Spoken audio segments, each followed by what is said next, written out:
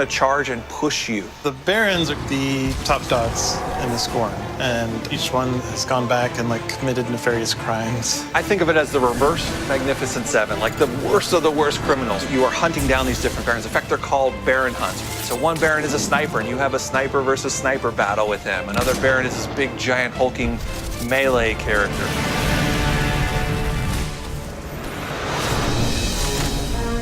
One of the things we're most excited about is the new weapon system. Hey, if you like Destiny 2, great, play that way. But if you like Destiny 1, great, play that way. But if you're crazy, why not 3 shotguns, right? Just for the fun of it. We need to have as many ways as possible, and then we need to have people fighting about it. Like, no, man, you f***ed up, you're taking the wrong weapons, or can I say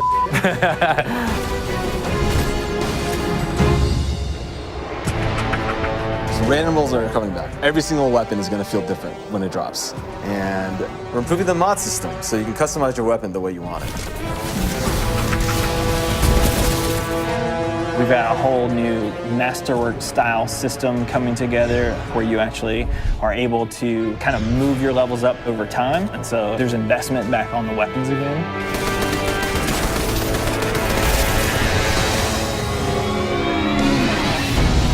New supers, yeah, crazy new supers. What's your favorite? Fire knives are awesome, which is a different take on Golden Gun. We took a lot of inspiration from Rise of Iron. Cast that thing. You got a huge hammer now, and you slam that thing down, and it sends out this fire in front of you that then creates a fire tornado. We got to take it to the next level, you know? The idea that anyone who plays, however they play, they're going to have some new way to engage. Yeah. I'm in love with the new Void Warlock teleportation that's like super anime, just like We've been having great games with the Arc Warlock. Basically cast this thing, he pulls back. Yeah, and it's gonna break the game, and I think that's amazing, yeah. You know? We also wanted a new weapon type that felt meaningful, so we came up with a bow and arrow, which seems kind of crazy, but when you use it, you feel like godlike. It is utilitarian, it's fantastical, it's also sci-fi. So we have a short-range bow, we have a medium-range bow, we have a long-range bow. We built this guy who's supposed to be super techie.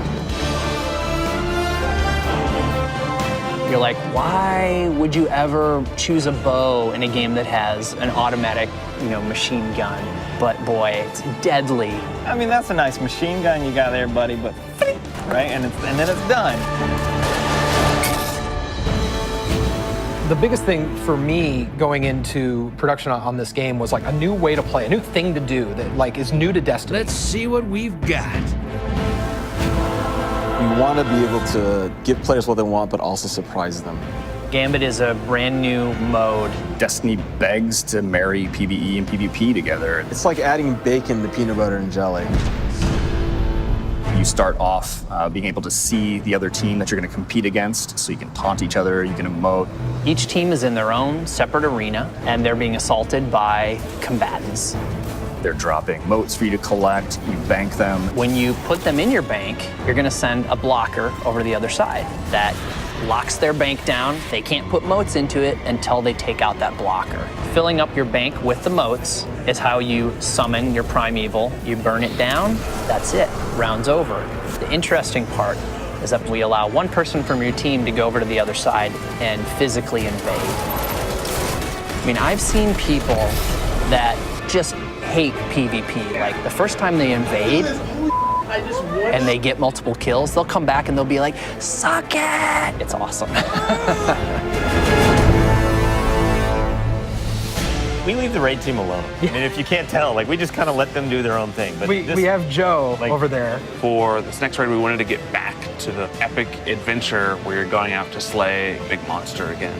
This raid has more bosses than any raid we've ever had before, and we're really excited to get players in there.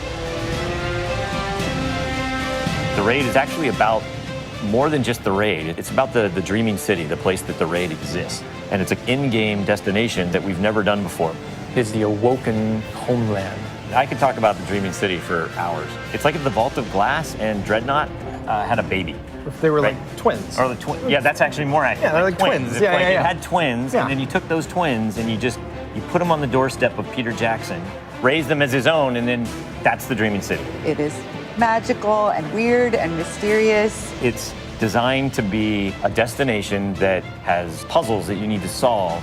A lot of hidden corners, lots of passageways that might not seem to exist the first time. And the raiders, they affect this destination. They change it for everyone. It's like this cyclical endgame place where there's just secrets and different activities that unveil over time. So the Dreaming City that you see at launch is not going to be the same Dreaming City 2-3 weeks later.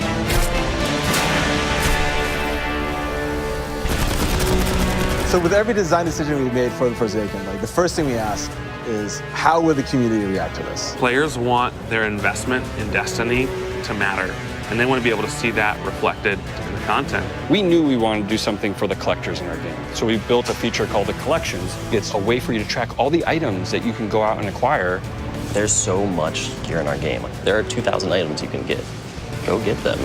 You can look at sets and you can say, I haven't filled out this set. What do I have to do to go get it? If I want to find like how many guns in the world, I can actually go look now. We also had a triumphs thing, which is just acknowledging your achievement. It like ties into records, it ties into lore. It's a thing that can help you drive like, hey, I want to do that. And if I do those things, I can get a title. Like I can have a title floating over my name that says that I'm a god or whatever. Not me, like you. We want Forsaken to feel like a game that never ends. So we're going to reinforce the hobby and make the experience something that can be played night over night. We're changing the weapon slots. We're changing how the pursuits work. We're adding new features like the collections and the triumphs. We built Gambit. We've got a whole bunch of new weapons to chase, exotics that are really powerful.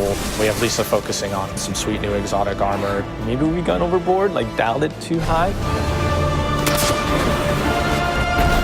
Or to go out there and collect in the world, exotic armor pieces to go out there and hunt.